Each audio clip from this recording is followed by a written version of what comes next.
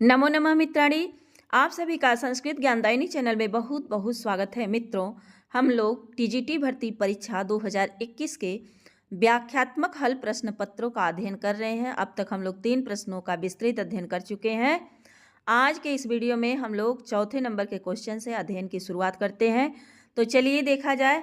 आज का हमारा पहला प्रश्न है कि उत्तम जनाः किम न परित्यजन्ति। उत्तम लोग किम न परित्यजन्ति, क्या नहीं त्यागते हैं। तो प्रारब्ध कार्यम माने प्रारंभ किए गए कार्य को नहीं छोड़ते हैं। यह किस पद्धति से है? तो यह हमारा धैर्य पद्धति का श्लोक है। किस छंद में है? तो वंशस्थ छंद में, वसंत तिलका छंद में, वसंत तिलका छंद में है। उक्ता वसंत तिलका तब जा जगौगः, प्रारभ्यते न खलु विघ्न भयेन निश्चयी, प्रारभ्य विघ्न विहिता विरमन्ति बध्याः, विघ्नैः पुनः पुनः अपि प्रतिहन्यमानाः, प्रारब्धमोत्तम जना न परित्यजन्ति। तो कह रहे हैं कि इसमें आपका अधम कोटि के और मध्यम कोटि के तथा उत्तम कोटि के जो पुरुष होते हैं उनमें अंतर बताया गया है कि क्या अंतर होता है। तो जो अधम प्रकार के व्यक्ति होते हैं वह विघ्नों के भय से कार्य को शुरू ही नहीं करते हैं, और जो बीच वाले होते हैं यानी मध्यम कोटि के व्यक्ति होते हैं वे कार्य तो प्रारंभ कर देते हैं, लेकिन जैसे ही कोई विघ्न बाधा आ जाता है तो कार्य को बीच में ही छोड़ देते हैं। लेकिन जो हमारी पंक्ति है वह उत्तम लोगों के लिए आई है। तो कह रहे हैं कि विघ्नों के बार बार आने पर या विघ्नों से बार बार आहत होने पर भी जो उत्तम मनुष्य होते हैं वह कार्य को नहीं छोड़ते हैं। तो यहाँ पर अलंकार यदि हम देखते हैं तो व्यतिरेक अलंकार हो जाएगा और साथ में अप्रस्तुत प्रशंसा अलंकार भी हो जाएगा। व्यतिरेक कैसे होगा कि निश्चय, मध्यम, इन सब को पीछे छोड़ करके सबसे श्रेष्ठ बता दिया गया है उत्तम व्यक्तियों को। उत्तम जनाः, उत्तम जनाः जन कैसे हैं? तो कह रहे हैं कि उत्तम है तो उत्तमाः जनाः कर्मधारय समास हो जाएगा। और परित्यजन्ति में परित्यज, परित्यज लट लकार प्रथम पुरुष बहुवचन का रूप है, क्योंकि एक लोग की बात नहीं कही गई है, बहुतों के बारे में बताई गई है। करें भर्तृहरि नीति शतकम में नीच मध्यम उत्तम कोटि में अंतर बताए। ठीक, आगे चलते हैं हम लोग। यह हो गया हमारा धैर्य पद्धति का श्लोक रहा। इसके बाद अगली पंक्ति है मूर्खस्य नास्त्यौषधम् शार्दूलविक्रीडितम्। यह मूर्ख पद्धति से लिया गया है और इसमें बताया गया है कि मूर्खों की कोई औषधि नहीं होती है।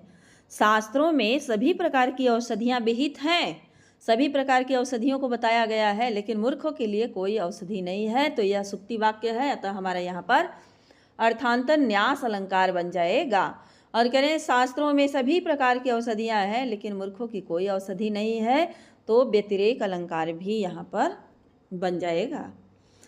तो मूर्खस्य नास्ति औषधम, मूर्ख, मुँह से ख मूर्ख बन जाएगा।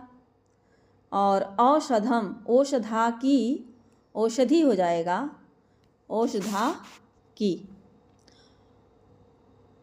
और यह मूर्ख पद्धति से है। आगे देखते हैं, इसमें कुछ नहीं है। अगला है हमारा देखताम च तम च वदनम च इमाम च माम च। तो करें नीति शतकम, भर्तृहरि नीति शतकम में के परिशिष्ट में कहते हैं कि जिस स्त्री की चिंता में मैं सदा किया करता हूँ वह मुझसे विरक्त है और वह किसी दूसरे पुरुष को चाहती है और वह पुरुष किसी दूसरी स्त्री में प्रेमासक्त है। कोई दूसरी स्त्री हमारे लिए तड़प रही है तो उस स्त्री को धिक्कार है, उस पुरुष को धिक्कार है, कामदेव को धिक्कार है, और धिक्कार है इस स्त्री को जो मुझको चाहती है। तो इसमें हम लोग देखते हैं यह श्लोक जो है परिशिष्ट से लिया गया है। इसमें ताम पद पिंगला के लिए आया है, तम पद अन्य पुरुष के लिए आया है, और ताम पद पिंगला के लिए, तम हो अन्य पुरुष के लिए है, इमाम पद आया है वेश्या के लिए, और माम पद के से खुद भर्तृहरि का बोध हो रहा है। और इस श्लोक में उभय सर्वतशोह कार्य देवो पर्यादेशु उत्तरेशु जो वार्तिक है, उस वार्तिक से धिक के योग में हर जगह जो है द्वितीया विभक्ति हो गया है। आगे देखते हैं अगली पंक्ति।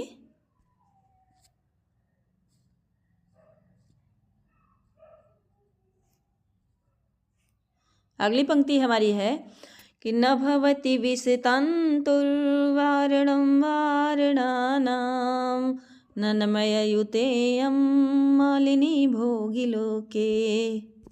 यह श्लोक हमारा विद्वत पद्धति से लिया गया है जो पंक्ति है, और मालिनी छंद में है। यदि हम पूरा श्लोक देखते हैं तो है अधिगत परमार्थान् पंडितान् मामवस्था त्रिडमिव लघुलक्ष्मी नैवतान् रुणद्धि नैवतान् संरुणद्धि अभिनवमदलेखा श्यामगण्डस्थलानां न भवति विषतन्तुर्वारणं वारणानां। यानी कि विषतंतुर कमलनाल का जो तंतु होता है या डंठल, कमलनाल के डंठल से वारणा नाम न भवति वारणम, माने कि वारणा नाम हाथियों को, कैसी हाथी को, तो मदमस्त हाथियों को न वारणम माने बाधा नहीं जा सकता है, या विष्णु कमलनाल के तंतु से मदमस्त हाथियों को हम बांध नहीं सकते हैं। तो यह विद्वत पद्धति का श्लोक है, और यहाँ दृष्टांत अलंकार है, और साथ में अभिनव मदलेखा जो आया है वहाँ उपमा अलंकार है।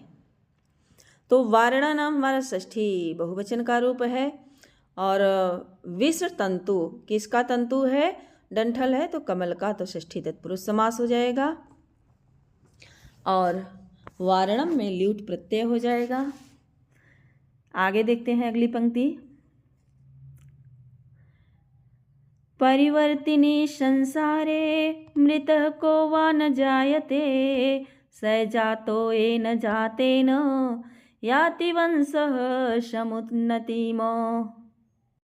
यह श्लोक अनुष्टुप छंद में लिखा गया है, जिसका लक्षण होता है श्लोके षष्ठं गुरुगेयं सर्वत्र लघु पंचमं द्विचतुष्पादयो ह्रस्वं सप्तमं दीर्घमन्ययो परिवर्तिनी संसारे मृतः को वा न जायते सहजातो येन जातेन याति वंशः समुन्नतिम्। यह मानसौर्य पद्धति से लिया गया है, और इसमें काव्यलिंगी अलंकार है, क्योंकि बताया गया है कि परिवर्तिनी संसारे, परिवर्तनशील संसार में मृतः को वा न जायते, कौन व्यक्ति ऐसा है जो जन्म नहीं लेता है और मृतो वा मरता नहीं है। परिवर्तनशील संसार में प्रत्येक व्यक्ति जन्म भी लेता है और मृत्यु को भी प्राप्त होता है, लेकिन कारण मरना जीना हो गया। लेकिन कह रहे हैं कि सह जातो येन जातेन, सह जातो एन जातेन, एन जातेन माने जिसके जन्म लेने से वंशः समुन्नतिम याति, माने वंश उन्नति को प्राप्त करता है, उन्हीं का जन्म लेना क्या होता है, सजातः, यानी उन्हीं का जन्म लेना श्रेयस्कर होता है। अतः कार्य कारण भाव होने से यहाँ पर काव्यलिंगी अलंकार है, और यह हमारा मानसौर्य पद्धति से लिया गया है, अनुष्टुप छंद है। और इसमें हम लोग टिप्पणी देखते हैं। परिवर्तिनी, परिवर्तिनी में आपका परिवृत, परिवर्तिनी यानी कि परि उपसर्ग पूर्वक वृत्त धातु से ड़िनी प्रत्यय लगा देंगे तो परिवर्तिनी बन जाएगा, और जहाँ ड़िनी वहाँ उपसमास भी हो जाएगा। और संसारे में आपका सम उपसर्ग पूर्वक श्री धातु से घई प्रत्यय करके संसारे बन गया है। और मृतः में आपका है मृ से अक्त प्रत्यय लग करके मृतः बना है। जायते, जनि जो है धातु है, जन धातु, और लट लकार प्रथम पुरुष एक वचन का है, जायते जायते जायन्ते। और जातेन, जातेन में आपका जन से अक्त टाप लग जाएगा, जातः बनेगा, जातेन तृतीया का रूप चल जाएगा। जन से अक्त लगा देंगे तो जातः बनेगा और वहीं तृतीया के एक वचन में जातेन हो जाएगा। आगे हमारा है याति। याति क्या है? इड़गतौ धातु। इड़गतौ धातु लट लकार प्रथम पुरुष एक वचन का रूप है।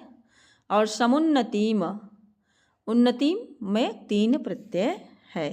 सम उपसर्ग पूर्वक उद धातु से नम कर देंगे, सम और उद 2 उपसर्ग पूर्वक नम धातु से 3 प्रत्यय कर देंगे, समुन्नतिम बन जाएगा।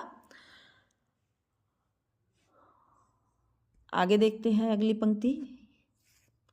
हाँ, अगली पंक्ति हमारा है मणिनाभूषित सर्प किमसौ न भयंकर। यह पंक्ति हमारा दुर्जन पद्धति से लिया गया है। मणिनाभूषित सर्प किमसौ न भयंकर। कहा गया है कि मणि से सुशोभित सर्प किमसौ न भयंकर, क्या भयंकर नहीं होता है। तो यह दृष्टांत दिया गया है, किस पक्ष में दिया गया है? तो कह रहे हैं कि दुर्जनः परिहर्तव्यो विद्यालंकृतो अपि सन् मणिनाभूषितः सर्पः किमसौ न भयंकरः।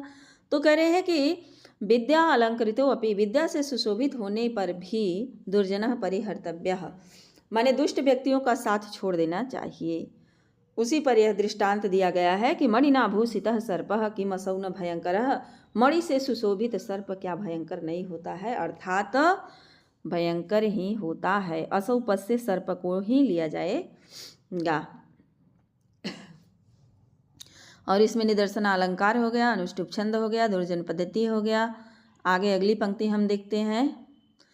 मनस्वी कार्यार्थी न गणयति दुःखं न च सुखं रसैरुद्रैर्छिन्ना यमनसफलगः शिखरिणी। यह श्लोक हमारा धैर्य पद्धति से लिया गया है और इसमें बताया गया है कि जो मनस्वी व्यक्ति होते हैं, विद्वान व्यक्ति होते हैं और कार्यार्थी, कार्य के चाहने वाले व्यक्ति होते हैं, वह दुखम सुखम न गणयति, दुख और सुख की गणना नहीं करते हैं। और इस श्लोक में ऊपर से समुच्चय बैठाया गया है, अतः यहाँ समुच्चय अलंकार है। इसका पूरा श्लोक यदि हम देखते हैं तो है क्वचित पृथ्वी शय्यः क्वचिदपि च पर्यङ्कशयनः क्वचिच्चाकाहारः क्वचिदपि च शाल्योदनरुचिः क्वचित् कण्ठाधारी क्वचिदपि च दिव्यम्बरधरो मनस्वी कार्यार्थी न गणयति दुःखं न च सुखं। कभी जो कार्यार्थी और मनस्वी व्यक्ति होते हैं, कभी पृथ्वी पर शयन करते हैं तो कभी बहुमूल्य पलंग पर भी सो लेते हैं, कभी शाकाहार है, कभी शाक खा करके जिंदगी रह जाते हैं, तो कभी शाल्योदन कोई अच्छे चावल को भी खा लेते हैं, और क्वचित कंठाधारी कभी फटे पुराने वस्त्रों को पहनते हैं, तो कभी दिव्यांबरधर माने रेशमी दिव्य वस्त्रों को पहन लेते हैं। इसीलिए कहा गया है कि जैसी परिस्थितियाँ वैसा कार्य किसके लिए होता है, तो मनस्वियों और कार्य के इच्छुक व्यक्तियों के लिए। ऐसे व्यक्ति कभी भी दुख और सुख की गणना नहीं करते हैं, हर परिस्थिति में अपने आप को संभाल लेते हैं। यहाँ पर समुच्चय अलंकार है, शिखरिणी छंद है और धैर्य पद्धति से लिया गया है। मनस्वी, तो मनस्वी में आपका मनस से वीनी प्रत्यय कर देंगे, मनस्वी बन जाएगा। कार्यार्थी, तो कार्येण अर्थी इति कार्यार्थी शुभ सुपा समास हो जाएगा। गणयति में आपका गण धातु से रीच प्रत्यय लट लकार प्रथम पुरुष एक वचन का रूप है, गणयति हो जाएगा। तो यह धैर्य पद्धति से है। इसीलिए स्पष्टीकरण में दिया है आपका कि प्रारब्ध उत्तम जना न परित्यजन्ति। इस सूक्ति से विदित है कि उत्तम लोग प्रारंभ किए गए कार्यों को कभी भी नहीं छोड़ते हैं, अतः हमारा विकल्प सी सही है। मित्रों, यहीं तक। इसके आगे अगला क्वेश्चन लेकर के आऊँगी। यदि आप हमारे चैनल पर नए हैं तो चैनल को सब्सक्राइब कर लें और बेल आइकन को प्रेस कर लें ताकि हम जो भी वीडियो अपलोड करें उसका नोटिफिकेशन आप तक पहुँचता रहे। धन्यवाद।